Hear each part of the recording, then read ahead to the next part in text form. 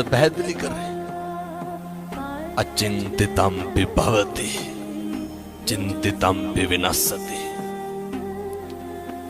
මේ ලෝකේ කවදාවත් හිතන දේ වෙන්නේ නැහැ. වෙන දේ හිතා ගන්නත් බෑ. එහෙම නෙමෙයි. අපි නඩත්තු කරන අපේ ළඟම තියෙන වස්තුව මොකක්ද?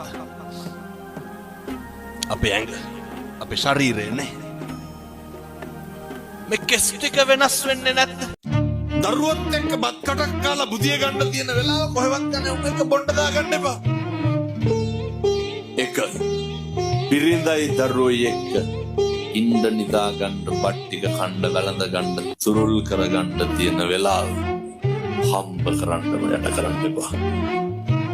මේව නම් පුරුදු වෙන්න වෙනවා වෙනතුනේ. ව්‍යාපාදේ නැති කරන්න පළමු තැන ගෙදර වෙන්න ඕන. වෛරය, ක්‍රෝධය, ද්වේෂය පටන් ගන්න ගෙදරි. ඒක එතනින් නැති කරන්න පුරුදු වෙන්න ඕන. ඒ නිසා කාලෙකින් හම්බෙච්ච මනුෂ්‍යාත්භාවය තුරු කුලප්පුව නවත්ත ගන්න. හරි නියතමානී වෙන්න. සංසාරේ කවදනම් පින්නත් න්යාය බණහඬ හම්බේ? කවද වගේ හම්බේ? එමේ අම්මලා තාත්තලා හිතාගෙන ඉන්නේ ලබනාත් කවුරු වෙලා උපදී කියලා. එහෙම සැකයක්වත් නැද්ද? විශ්වාස කරන්ට මතක තියාගන්න. කල්ප ගානක් යනකම් මිනිස් වෙලා උපදින එකක් නෑ. කල්ප ගානක් යනකම් ඒ කියන්නේ බණ අහන්න හම්බෙන්නේ. බණ අහන එකක් නෙමෙයි අරුමේ. මොකක්ද අරුමේ? දැන් මොකක් හරි අහලා තේරුම් ගන්න පුළුවන් කවුරු වෙලා ඉපදුනා. බණ මොයින් බල්ලොන්ටත් ඇහෙනවද? තේරුම් ගන්න පුළුවන්. නිවන් මඟ අහුරන ප්‍රබල කාරණයක් තමයි වෙනත් ව්‍යාපාදේ. කේන්තිය. මැරෙන්න කලින් පුරුදු වෙන්න. මේ කේන්තිය නවත්තලා මැරෙන්න.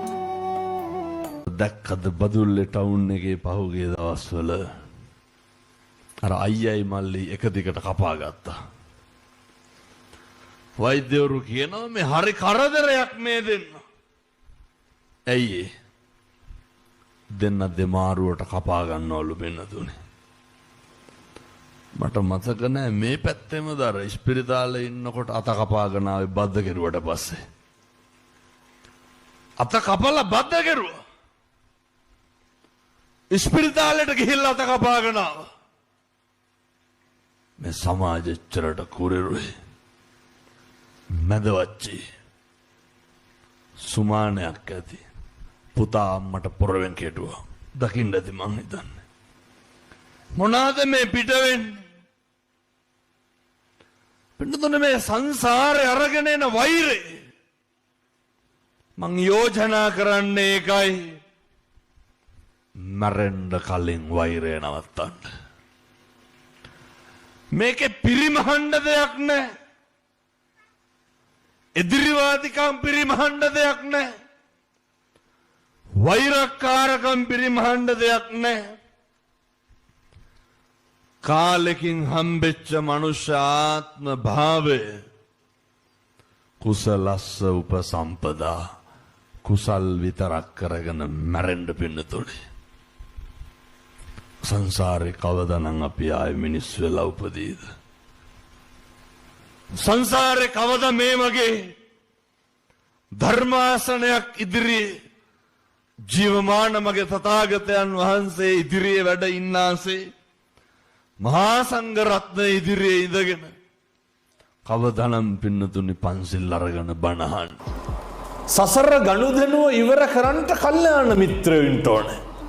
මොකද කල්යාණ මිත්‍රයෝ මත තමයි පින්නතුනි අපේ පව් කුසල් සිද්ධ වෙන එක අඩුද වැඩිද කියන එක තීරණය වෙන්නේ. මේ ලෝකේ හැම එකක්ම වෙනස් වෙනවා. වෙනස් වෙන එක දරාගන්න අකම්පිතව ජීවත් වෙන්න. එච්චරයි.